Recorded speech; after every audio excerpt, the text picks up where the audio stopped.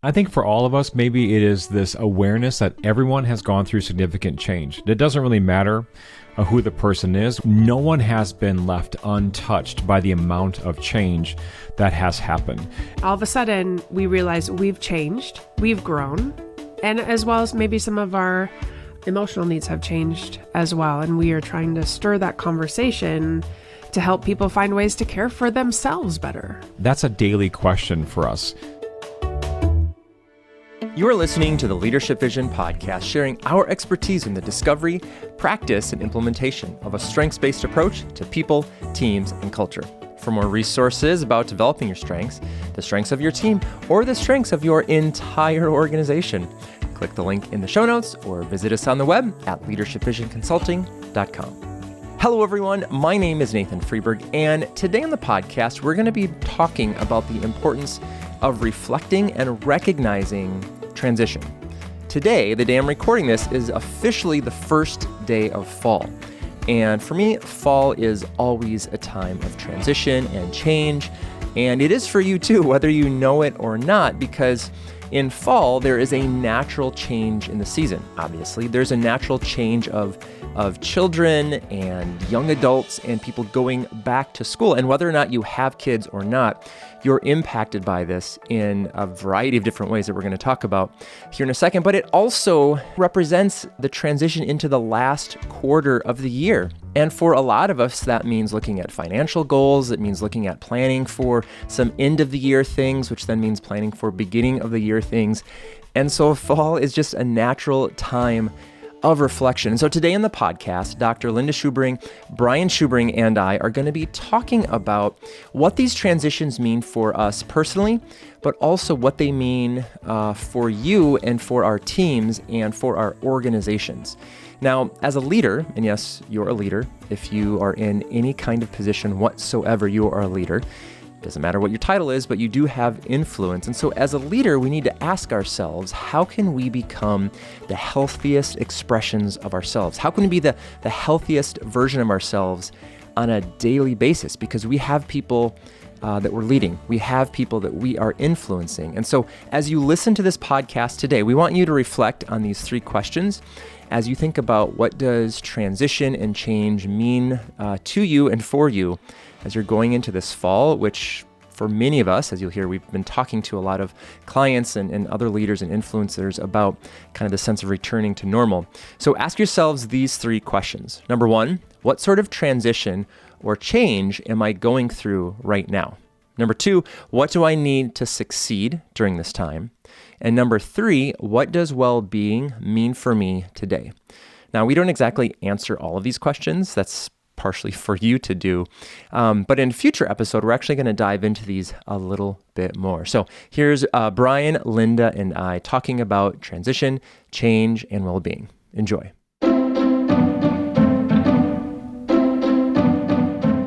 Brian and Linda, welcome back to the podcast. Thank you, Nathan. How's Thanks, that Nathan. We haven't done Did this you for get a new while. glasses? Did you guys forget how to do this? I did not get new glasses, but I'm wearing them. I can't wear contacts for about a week. And so, what do you think? I like them. I like them. Leave a comment. I hate them. Smash the like button. The like button. button. I do not Live like these cupping. glasses. Any of you out there that are glasses wearers, I don't know how you do it. Just having something on my face, I'm just constantly playing with it, and it gets like sweaty. And even I can see the reflection of my ring light in. Circle light. Yeah. It's just Yeah. a little awkward. But it's part of, I don't know, life transition. We're all in transition. That's really the theme of our podcast episode here today. Transition. It's like mid-September. All three of us have come off of a crazy summer of business things, family things, life things. And so today in the podcast, we're going to share kind of, what do you call them? Three big categories of transitions or changes or things that, I think really anyone listening can relate to this. And it would be interesting maybe to hear in the comments or something how, like what their reflection is in these three categories. So do either of you want to say anything more to set this up before we just kind of jump in to kind of what we've learned this summer about ourselves and our company and all the above? Yeah, I'll say something and you'll step in, probably. I think there's 3 observations, actually. It's the 3 buckets observations. are 3 kinds of observations, because I found myself thinking the other day, wait a minute, it's fall? So I was wondering, all right, it's already fall, and if it's already September, what year is it? It was the summer went so fast that I almost lost track of what year it was, and I thought, well, what has happened? And I think sometimes when we're in the period of transition, and aren't we always transitioning to something, to another thing? We're never not. Yeah, we're never not. I thought, well, what is it that I'm observing of this summer? And it was a summer filled with lots of work for Brian and me, and different kind of work, and maybe specific work with clients, both in person as well as a lot of training and some other things that we're noticing. And so I'd love to share a little bit about that. Me? Yeah. I know we've talked about this in the podcast before, because I'm really someone who pays attention to seasons. Seasons for me are something that I value and that I cherish, because it's a practice of transition. When the environment around me is transitioning, I always have this moment of reflection of how am I transitioning in this season. And I know that with the work that we're doing, fall is always a time when our large corporate clients are evaluating like how their earnings are going for the year.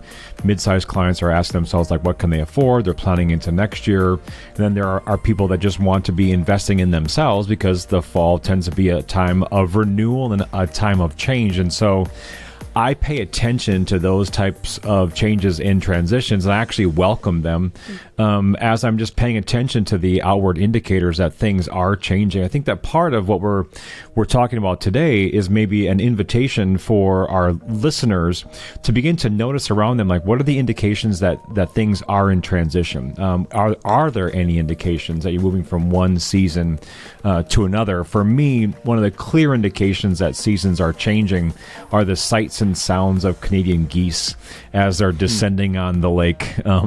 Just that sound of the waterfowl in their migratory patterns is coming back to this area. I know it's a change of season, because they're not here in the summer. And so that just is a time when I know that things are changing, that fall is coming, and that also is a time of change and transition for business. Things always tend to like August and September tend to be like this bottleneck where a lot of things are coming into materialization. People are making decisions for the next coming fiscal year, and we're kind of amping up for that. And that just also is a time for me to think about, I'm losing track of what I'm saying. Bye. Bottleneck got me distracted. The geese. Where do we go from there? So first of all, We keep that in? I think that's kind of funny. first of all, I kind of ran out of gas, because in all morning, this morning, one of the guys I was meeting with, he used the term bottleneck as that point at which the CEO needs to step into the decision maker as the CEO, say, this is the direction that we're going. And it's not a judgment. It's just the saying, there just needs to be someone making the decision now. And that's where my mind went when I said bottleneck. Totally something That's funny. had nothing to do with funny. geese. geese were here all summer, Biz. They They were born. Then they leave. Podcast. They have been- leave. Okay. They don't stick around. I'm the one What that's on have the they water been doing? every day. The geese don't hang around. They don't If we hang have out any at the listeners Some wood still ducks left hang right now along. listening, I would encourage you to think about, because what I grabbed onto what you say, Brian, about seasons. And especially fall, I feel like, for all of our years working in higher ed, all of my years working in higher ed, and then when that ended, that was almost immediately replaced by my children were going to school. And so fall has this very distinct, obviously the literal season has changed, but just a whole different mindset and a shift in focus, and going from the laid back casualness of summer into the fall. And this fall for me in particular, my fourth and final child started school. And so, Brian and I just talked yesterday. Yes, I know, it's very exciting. It's kind of 9 years in the making. We just talked yesterday about my role at Leadership Vision and how, and we've been talking about this actually for a while, but how that is going to change and shift and transition.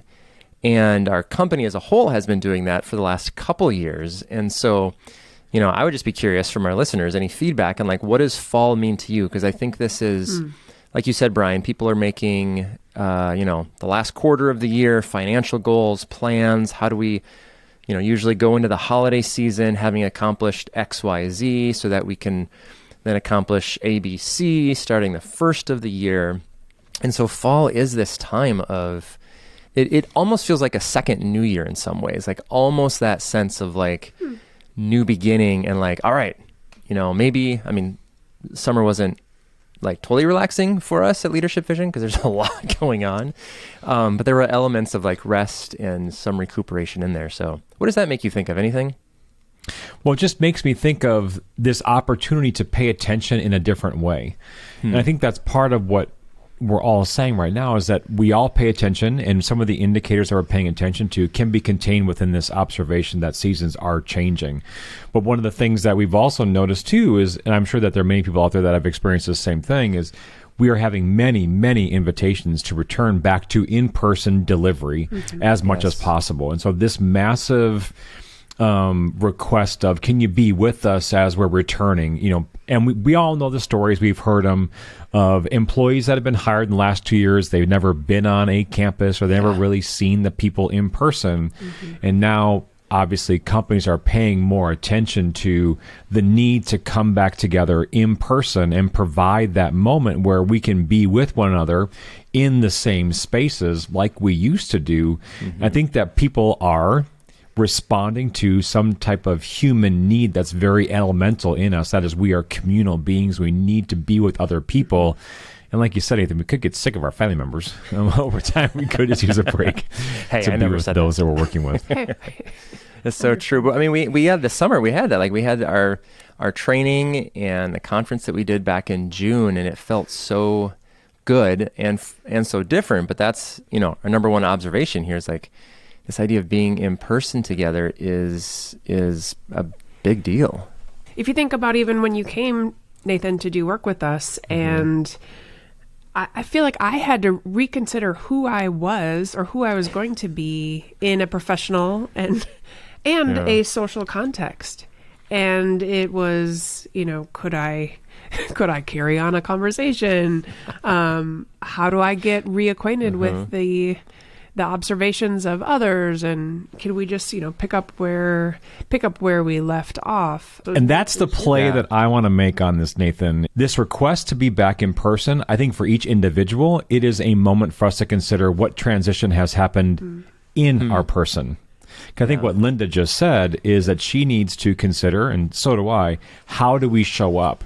How do we respect the changes that have happened to us in our person so that we now can be in person? Because sometimes I think when events in history happen like we've just had with COVID, it's easy for us to make referential statements about getting through COVID without ever thinking about the impact of the COVID effect on us. And what Linda was just saying, I think is more than true for all of us, is this sense of reflection on how has being apart, being isolated, being challenged with health and isolation, how has that really impacted in your person, how it is that you're going to show up?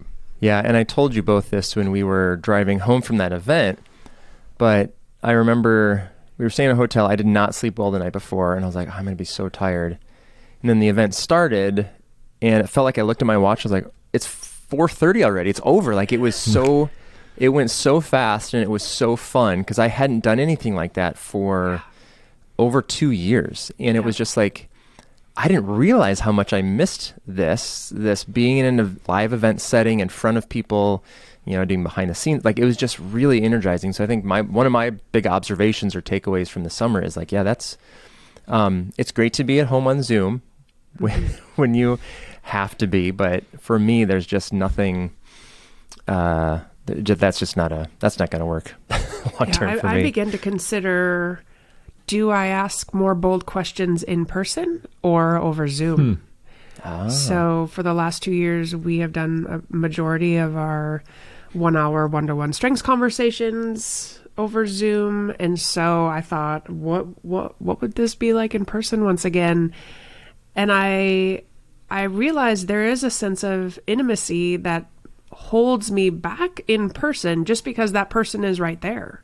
That oftentimes I can ask a more bold question, or I have been asking more bold questions from Zoom. So I've tried to apply that. And some of the connections that I made this summer, that Brian made this summer, it just really solidified that, oh yeah, I've changed as a professional, and I can bring that sense of intimacy, obviously with professional discretion. We know that term is a little bit loaded, but I can bring that, let's be vulnerable. Let's be present. And what does that look like? So I remember making this really great connection with a woman, and we were closing up a long week of work, and they were having a party for newcomers.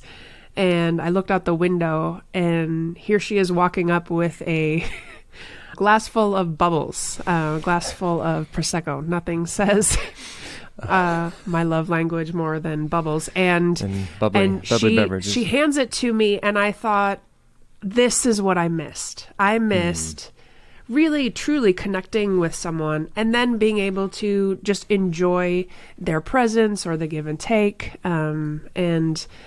And for me, I found myself so grateful for the in-person opportunities we've had. Is there something that can also be said about what COVID has done for people that now may feel more vulnerable and more ill at ease in social settings? Like their confidence has actually decreased, where they may feel more timid or more shy or less confident in interpersonal situations because they haven't had to be in that for a couple of years. I think that there's something to be asked of us there too, is that honest recognition of what people are actually going through when they're being asked to reintroduce themselves into an in-person environment. We spend a lot of time talking to people that are inviting us to create these moments of being back in person. And I think that we often overlook what it is actually like for people to be stepping back into this social setting again, and that they may feel uncomfortable just in that very process. We've taken it for granted for so long that we know how to interact. What about those, that just haven't had that chance? And now we're asking them to kind of like pick up where they left off.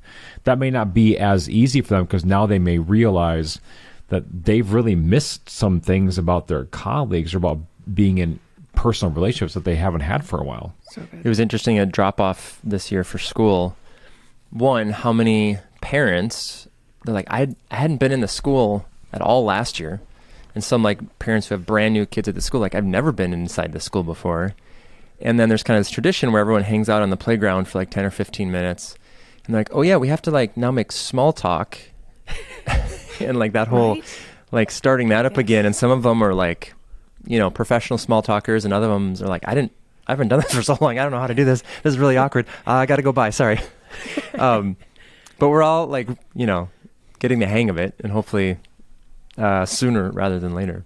What you're referencing, Nathan, is I think there's two sides to that coin, because there's the emotional need of us as human beings to be in connection with other people. So that's like that fundamental core need of who we are as emotional beings. Then there's that practical side of it, and how do you actually do that so your needs are being met without being like super awkward? but yeah. I think we all have that sense of struggle and to wrestle with what's appropriate and what's maybe not appropriate. And the receptivity of other people, we just have no idea what that person's really going through when we're interacting with them, based on their level of exposure or lack of exposure to other people during COVID. Mm-hmm. I wonder if we want to jump to the third observation, because you kind of started it there with that idea of like emotional needs. And it seems like a lot of our work lately has been in this bullet point here. So talk a little bit about it. What are we observing around the emotional needs of people as they return to the workplace, as they return to school, as they return to interacting not through a screen? Or as they're navigating soaring gas prices, or a kind of the flux of everything, where people are actually rethinking everything, not just how they're going to engage in person with small talk and how is that going to lead to something else, but rather, I have needs that maybe haven't been met, or I don't know even what I need in this new landscape. Okay, something's emerging in that. Something's emerging in what you just said. Because Linda, what you're addressing is the lack of consistency of what we as people have relied upon to say life is normal. Yep. Like some of the very things that we've relied upon to say this is normal, this is what I can expect, those things have been either taken away or significantly reshaped. Well, exactly. I think even the fact that we were traveling, I think mostly during COVID, Brian, you and I would talk in our home by ourselves when we're quarantining together. You know, I can't wait till it gets back to normal and we can travel. I can't wait till we travel again. And the traveling is going to help us come to life. And then we've been traveling this summer and there was a sense of, oh, we're getting older. Jet lag is a thing, even if it's an hour or 7 hours. And we began to rethink what are some of the rhythms that we have that we really value? How do we bring those to the places? Do we want to travel as much as we did prior to 2019? I think for all of us, maybe it is this awareness that everyone has gone through significant change. It doesn't really matter who the person is. No one has been left untouched by the amount of change that has happened. As we're all taking risks to come back to in-person or some type of hybrid situation, let us be aware that we will have our own set of challenges that we will be addressing as we're emerging back into the social marketplace. And also other people will have that same type of exercise to do for themselves. And we cannot predict what it's like for them. You can see people who are struggling with making decisions. That could be an indication of some of the emotional needs that they're working through, or people that are maybe more argumentative or more challenging in the way that they're thinking. It may be a byproduct of what's happening in their life. And instead of us feeling the need to judge or come to conclusions or to write their story, maybe we can ask more questions on, what has the last several months, the last couple of years been like as people are transitioning back into a different way of working and a different way of relating to each other. There's an invitation for acceptance, a new level of awareness, and a new type of listening to each other that may be very different than what it was like when we left the workplace. I just think what I've observed is there are more people that seem to be on the edge of what they've known is reality and this new reality, and not quite knowing how to interpret the balance of that edge. We're too close to this to know that we're on the other side yet. We're still moving towards the other side. And the cues that we would take before where, I know how to get my needs met. I know how to deal with it. I know how to navigate life. All of a sudden, we realize we've changed, we've grown, and as well as maybe some of our emotional needs have changed as well. And we are trying to stir that conversation to help people find ways to care for themselves better. Brian, what you said, and then what Linda, you just said, I wonder how many people like this fall, so we're recording this in the fall, a big moment of change, it just kind of snuck up on everyone.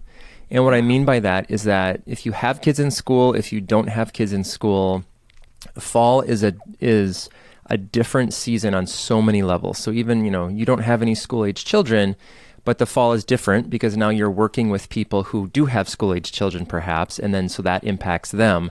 I do have kids in school, and so there's that.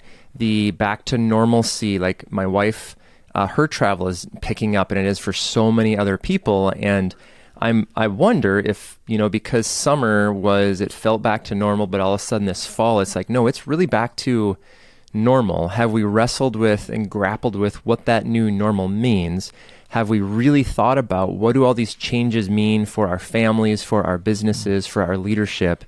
And even as we're talking this, I'm kind of thinking in my head, like, it kind of snuck up on me. Like, it kind of like, we haven't really sat down and thought through, wow, how busy do we want to be? How involved do we want to be? What sort of, things that we were doing? Like, we're not just going back to, pre-March of 2020. Like, we're going back to a different time, I think, in certainly our family, but maybe even in human history about like what sorts of things do we value? Let's not forget that COVID was a threat to health globally. And our response was to deal with that global threat to health by how are we going to take care of ourselves in the most healthy way possible. And for every person, that looks differently. And for us to look in the mirror and to ask ourselves, what's the healthiest expression of ourselves that we can embody? That's a daily question for us. What are the activities that bring us joy? What are the conversations that bring us life? What are the foods that we can eat to make us feel better? These are all parts of healthy decision-making processes that maybe we're not taking for granted anymore. We're maybe more aware of that now than we ever have been.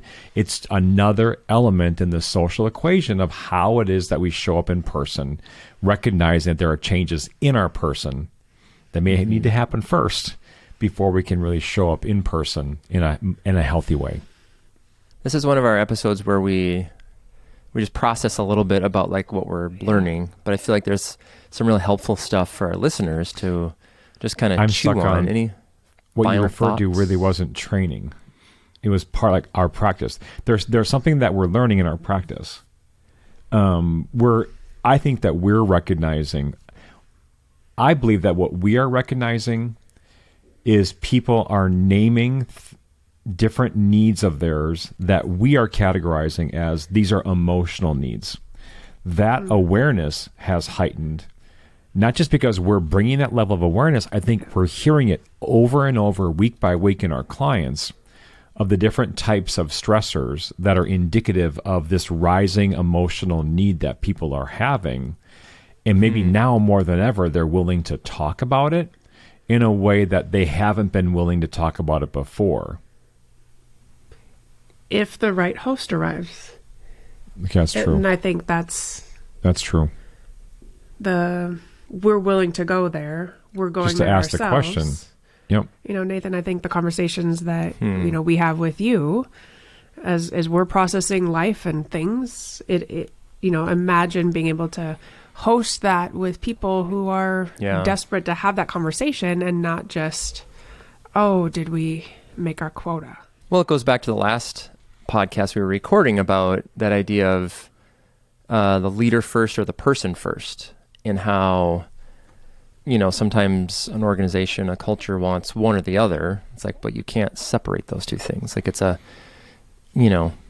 person have this integrity, like you are who you are. So to ignore any sort of that emotional side of what people need or want or are going through in favor of the quote unquote bottom line is, I don't know, at least people broken inside, I think, a little bit.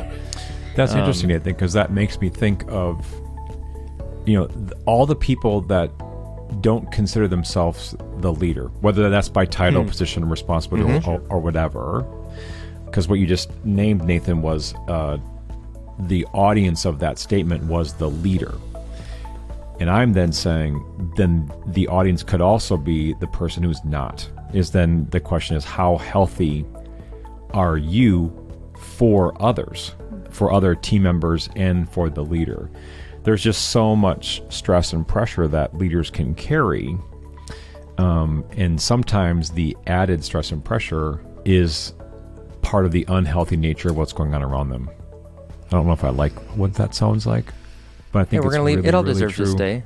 It is. I mean, maybe the big theme of this episode is just like how we're growing and changing in the last 3 months of summer into fall, and how we're just wrestling with all these things to be healthier people, have greater senses of well-being, so that we can, lead others better, because you can't really lead very well if you're a mess. But we're all a mess in some degree, so it's just this constant process. We're practicing messes in progress.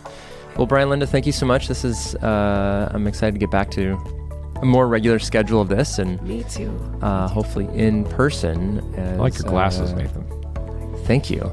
I am looking at the shininess. Embrace the change. Shininess, yes, this is a temporary change. So, Thank you for listening to the Leadership Vision podcast, sharing our expertise in the discovery, practice, and implementation of a strengths-based approach to people, teams, and culture. For more resources about developing your strengths, the strengths of your team, or the strengths of your entire organization, click the link in the show notes or visit us on the web at leadershipvisionconsulting.com. I'm Nathan Freeberg. I'm Linda Schubring. I'm Brian Schubring. And on behalf of our entire team, thanks for listening. Oh, it's good to be back. Yes. It's good to be back. Okay, I'm going to